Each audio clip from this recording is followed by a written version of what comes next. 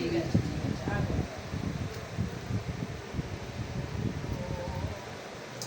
তোকে তো ষড়যন্ত্র করে বসানো হয়েছে। এসে দিয়েছে ঢুকতো তো কাকিমা। কিভাবে কাজটা গেছে বলো? কাজটা করতাম ওইখানে একজন ম্যানেজার আছে পার্থ দাস বলে, ওই ম্যাডাম তো সব ফোন টোন করতো, ওই সব কিছু করেছে। ঠিক আছে বাবা।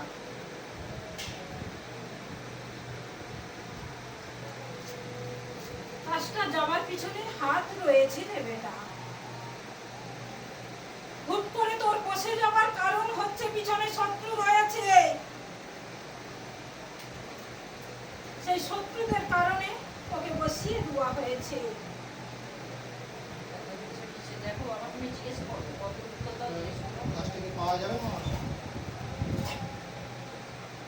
পাওয়ার জন্য তো অনেক চেষ্টা করছিস। বাবা ভোলেনাথ আছে শিব শুদ্ধ। অনেক চেষ্টা করছিস যাতে কাজটা আবার ফিরে পাস।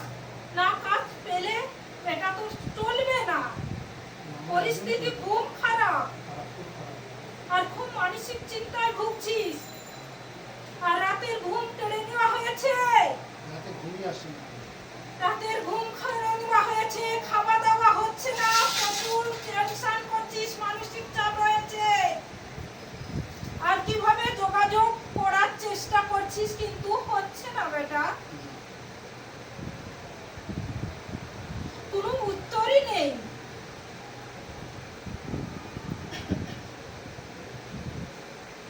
যাতে ওই জায়গাটায় আবার যদি আবার পুনরায় যদি কাজ হয়।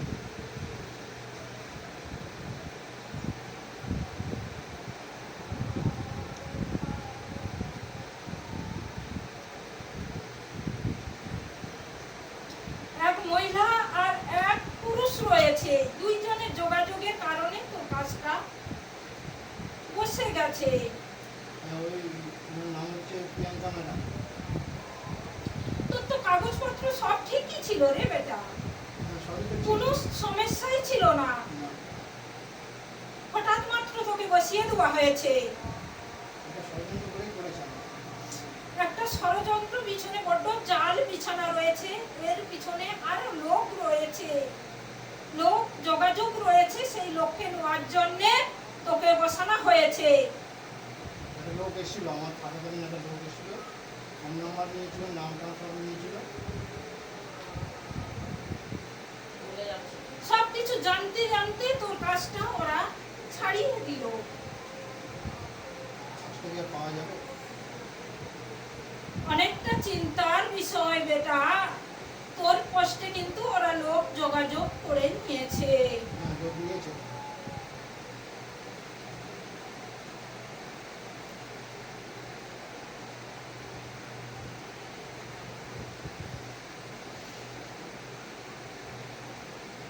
থাকতে থাকতে কিছু ঝামেলা হয়েছিল। একবার একটু কাটাকাটি হয়েছিল মালিকের সঙ্গে।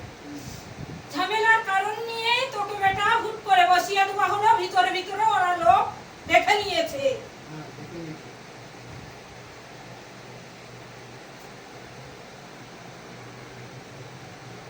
এখন চাইছিস বেটা আবার যেতে, কিন্তু ইচ্ছা করলে তোকেও রাখতে পারে, কিন্তু সেরকম ওরা গ্রাহ্য করছে না।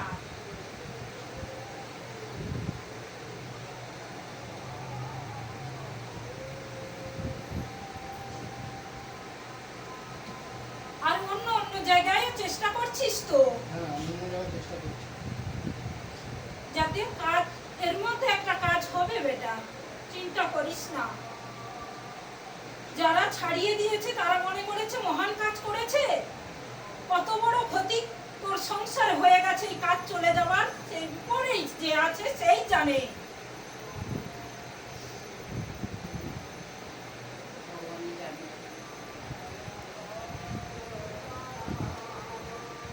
টেনশন করিস না বেটা, কাজ পাবি, ভালো কাজই পাবি।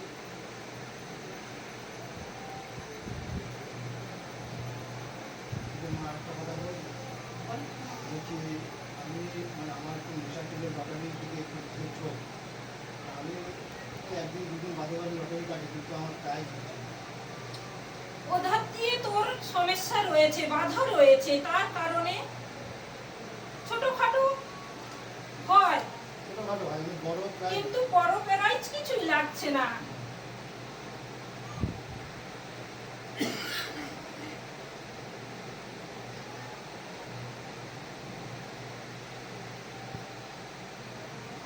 আরো কিছুটা দিন যাওয়ার পরে বড় প্রাইজ রয়েছে বেটা, এখনো সে সময় আসেনি। ওই যে যোগ যোগ আসতে এখনো দেরি আছে।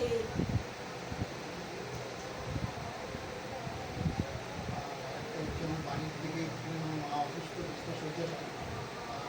আমার দু ভাই, এক ভাই আমার বাবার চাকরিটা করে, আলাদা বাড়ি করেছে, আর এই বাড়িতে আমাদের এখনো দিতে দিচ্ছে না।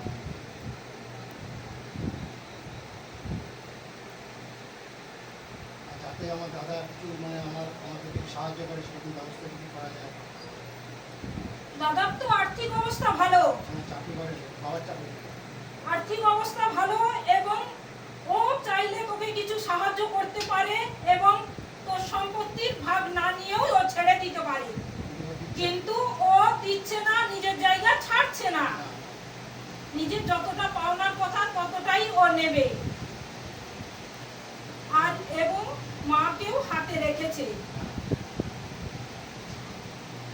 তার জন্য তোর কিছুতেই কিছু হচ্ছে না, যেদিকে যাচ্ছি সেদিক দিয়েই বাধা আসছে। তাদের যাতে কিছু আমাকে সাহায্য করে বা আর্থিক কিছু মানে ওর স্যালারি থেকে একটু যদি আমাকে দেয়। যেহেতু বাবার চাকরি ও করছে, কিছু তো তোরও পাওনা রয়েছে। কিন্তু ওর তো কিছু দিচ্ছে না বা দিচ্ছে না, ওর বইয়ের কথা বলছে। ও মনে মনে কিন্তু তোকে অনেকটা টান ভালোবাসা আছে, কিন্তু ওর ফ্যামিলি যে তোর যে বৌদি, সে কিন্তু তোকে দেখতে পারে না। না। হ্যাঁ। যে ও যেভাবে চলছে